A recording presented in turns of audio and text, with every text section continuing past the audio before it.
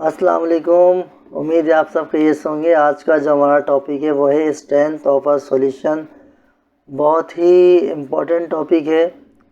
Video को and तक ज़रूर देखिएगा और अगर मेरी वीडियो आपको अच्छी लगे, इन्फॉर्मेटिव लगे तो इसे लाइक कीजिएगा, शेयर कीजिएगा। और अगर आप मेरे चैनल पर न्यू हैं तो मेरा चैनल सब्सक्राइब ज़रूर कीजिएगा ताकि नेक्स्ट आने वाली वीडियो आपको ऑटोमेटिक रिसीव होती रहे। तो चलते हैं, अपने लेक्चर का आगाज़ करते हैं। स्ट्रेंथ ऑफ अ सॉल्यूशन से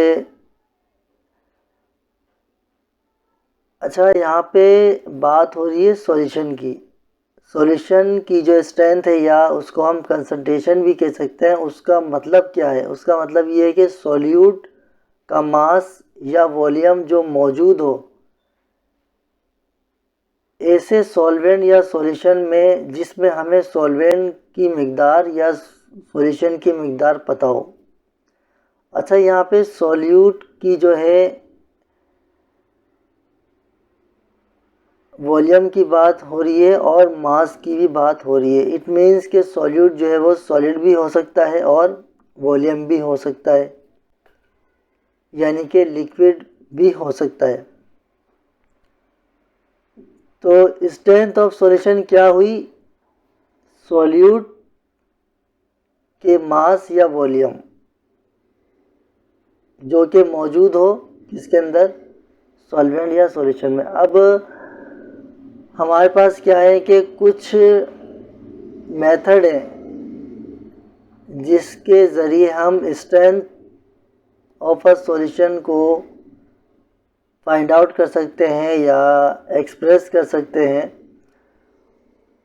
वो क्या है? सबसे पहला है मोलैरिटी, जिसको हम कैपिटल एम से रिप्रेजेंट करते हैं।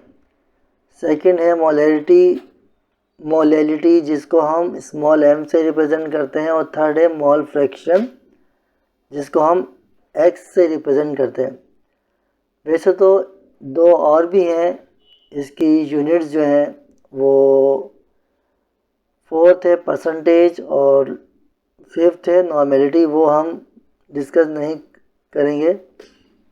हम जो है यही तीन यूनिट्स को आज की क्लास में डिस्कस करेंगे।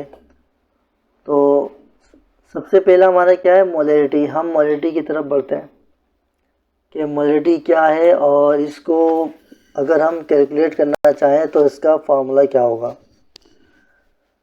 मोलैरिटी क्या है कि number of moles of solute, यानी कि एक सॉल्यूशन है जिसके अंदर सॉल्यूट के मोल्स की तादाद जो होगी, जो डिज़ोल्व होगी 1 लीटर सॉल्यूशन के अंदर। यानी कि हमारे पास एक सॉल्यूशन है जिसका वॉल्यूम क्या है? 1 लीटर है और उसी चीज़ को हम सॉल्वेंट भी कह सकते हैं, सॉल्यूशन भी कह सकते हैं। उसके अंदर जो सॉल्यूट के मोल्स की तादाद होगी वो कहलाएगी मोलैरिटी। यानी कि मोलैरिटी डिपेंड कर रही है किस पे? मोल्स ऑफ सॉल्यूट की तादाद पर। यानी कि मोलैरिटी डिपेंड हो गई number of moles of solute पर और इसको हम रिप्रेजेंट करते हैं कैपिटल एम से। अच्छा, मिसाल के तौर पर हमारे पास जो है 1 मोल है सोडियम हाइड्रोक्साइड का। अच्छा, और आपको मालूम है कि सोडियम हाइड्रोक्साइड का जो मॉलिक्यूलर मास होता है वो होता है 40 ग्राम। इसको अगर हम डिज़ोल्व करेंगे 1 लीटर सॉल्यूशन में तो सॉल्यूशन जो हमें हासिल होगा वो होगा 1 मोलर। यानी कि उसकी जो मोलैरिटी होगी वो 1 होगी। इसी तरह से अगर हम आधा मोल लें किसका? सोडियम हाइड्रोक्साइड का, तो उसका जो है मॉलिक्यूलर मास क्या होगा? वो होगा 20। उसको अगर हम 1 लीटर सॉल्यूशन में डिज़ोल्व करेंगे तो हमारे पास जो सॉल्यूशन होगा वो क्या होगा, हाफ मोलर होगा, यानी कि उसकी मोलरिटी कितनी होगी, 0.5 होगी। यानी अगर हम ऐसा सॉल्यूशन हासिल करना चाहें जिसकी हमें मोलरिटी 1 चाहिए, उसमें हम क्या करेंगे कि जो सोल्यूट होगा उसका भी 1 मोल होगा, यानी कि मोल्स की तादाद होगी 1, और जो सॉल्यूशन होगा वो भी 1 लीटर ही होगा, यानी कि 1 लीटर को हम 1 dm³ भी कहते हैं। अच्छा, अब हम बढ़ते हैं इसके फार्मूले की तरफ। किसी भी सॉल्यूशन की मोलरिटी जो है वो हासिल की जा सकती है किसके ज़रिए, अगर हम मोल्स ऑफ सॉल्यूट को डिवाइड कर दें किससे, number of litres of solution से, यानी कि सॉल्यूशन जो है वो कितना लीटर है, 1 लीटर है, 2 लीटर है, 3 लीटर है। तो मोलरिटी का फार्मूला क्या हुआ, molarity is equal two moles of solute divide by litres of solution. अच्छा, इसके न्यूमेरिकल जो है हम अपनी नेक्स्ट क्लास में सॉल्व करेंगे। अब जो हमारा टॉपिक है नेक्स्ट वो है मोलैलिटी। मोलैलिटी भी जो है मोलैलिटी से काफ़ी हद तक मिलता जुलता टॉपिक है।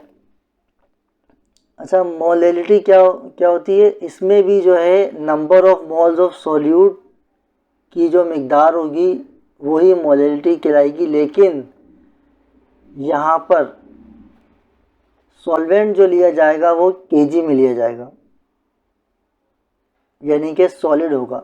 जैसे वहाँ पर जो है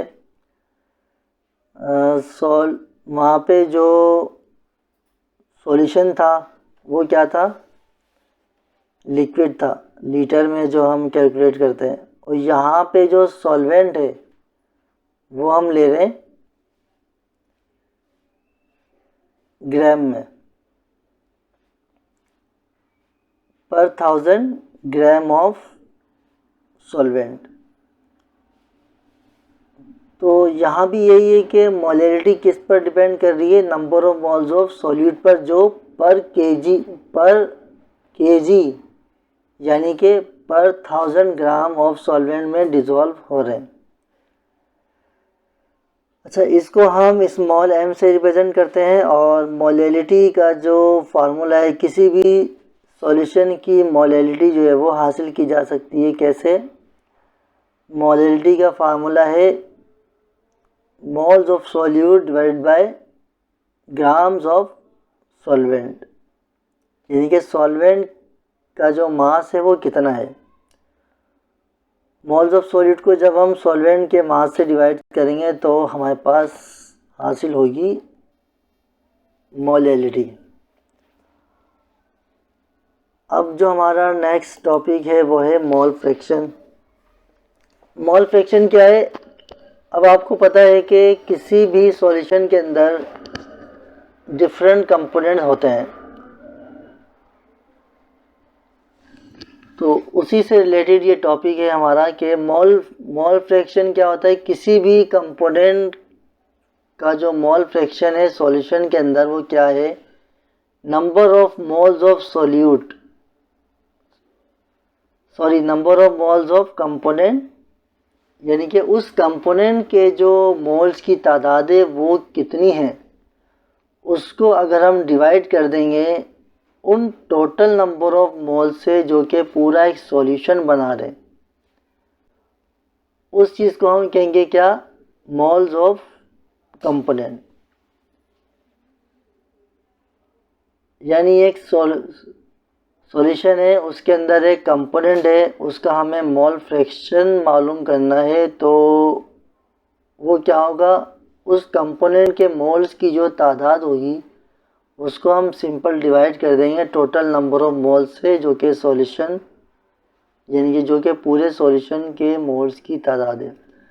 इसको हम रिप्रेजेंट करते हैं x से, और इसका जो फार्मूला है वो क्या है, मोल्स ऑफ कंपोनेंट, उस कंपोनेंट के मोल्स की तादाद को डिवाइड कर देंगे हम total number of moles making up a solution, जो कि पूरे सॉल्यूशन के मोल्स की तादाद होगी। तो ये था मेरा आज का लेक्चर, उम्मीद है आपको समझ आ गया होगा। नेक्स्ट क्लास में जो है हम इससे रिलेटेड न्यूमेरिकल को सॉल्व करेंगे।